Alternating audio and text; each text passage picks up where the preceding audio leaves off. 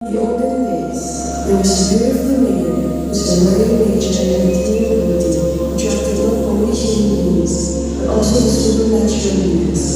She was an orphan who lived with her only brother when he was young. She later became the queen of all the fairies and brought fortune to her beloved humans. This is the story of Thoth Mary.